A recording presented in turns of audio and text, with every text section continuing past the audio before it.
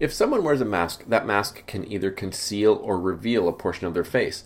And in Photoshop, a mask does the same thing, allowing us to block a layer or an adjustment.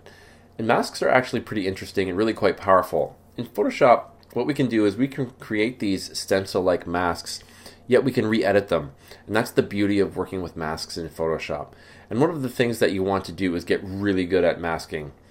It truly is one of the cornerstones of Photoshop, and if you get good at masking, you can quickly get good at creating compelling artwork. So I've got two demo files set up here, and I'll just run through them really quickly for you. This first one is just two layers. It's this image of the heart trapped in an ice cube being dropped into some water, and underneath that I've got an image of a stingray. And what I would like to do is show the stingray through this image of the ice cube with the heart in it. And a lot of the time what people would do is they'd quickly just come over here to the eraser because it's their go-to default tool, and click and drag and just start erasing. And I'll do this really quick. It's not going to be perfect for the sake of speed. And there we go. Now what I've actually done to this file is I've damaged the image of the ice cube with the heart trapped inside of it. Look at our layer icon. What's happening here is you can see the checkerboard pattern through the image, telling us that this part of the image is now transparent. It doesn't exist. So those pixels are gone forever. I can't get them back. It's not really optimal for me because what if I don't like what I'm doing and I want to go back to a point where I can change them? I don't have that option anymore. So what I'm going to do, I'm just going to undo this, Command Z. And instead I'm going to use a layer mask to hide the portion of the image, but yet not delete those pixels in case I ever need them back. So the way to add a layer mask is really quite simple. Down at the bottom of your layers panel, we can click the Add Layer Mask button, and you can see what happens here. I've got a new square here, and this is my layer mask. You can see I've got it selected because the four corners have these four white lines around them. And the lock icon or the chain icon means that if I were to move my layer mask, I'm going to move my image with it. I can click that off. I don't necessarily know why you would ever want to move a layer mask separate from the layer that it's masking, so I'm just going to leave that clicked on. And the key thing to remember here is that white shows and black hides. So my entire layer mask is filled with white, which means it's showing the entire layer.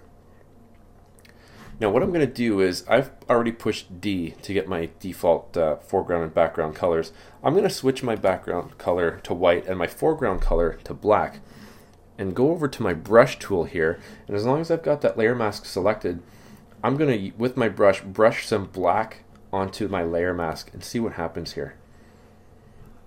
So I'm going to try and do this in one foul swoop so that I can undo it easily. And I'll explain to you what's happening here. You can see that I haven't damaged my original image at all. I have no transparent pixels here. My image is still fully intact. But what's interesting on my layer mask is that this is the shape of the ray. So the black is hiding the part of the image here. Are those pixels lost forever? No, they're not. I can change the mask. If I were to switch my color back to white, I can paint white back in here and reveal that part of the image again.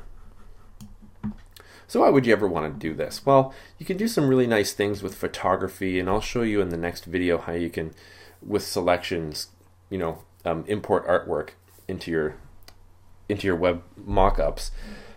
Let's say, for example, I've got this image here of this frog in somebody's hands. My top layer is in black and white, and my bottom layer is in full color. What if I could make a really nice image if just the frog was in color? And so what I would do is I would create a layer mask on this layer, and I would like to hide this black and white frog so that the full color frog from the layer underneath shows through. So I'm going to grab my brush. I'm going to just change the size of it, turn it down a bit. I can get a little bit more accurate. Make sure that I've got black set, because remember, white shows and black hides, and I want to hide this part of this image. So if I just start painting here, This isn't going to be a perfect job. I just want to do this really quick.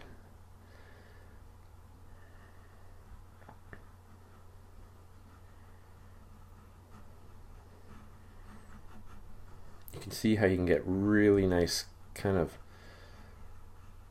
artsy effects. So I encourage you to practice with your layer masks because you can get really good at creating very compelling artwork.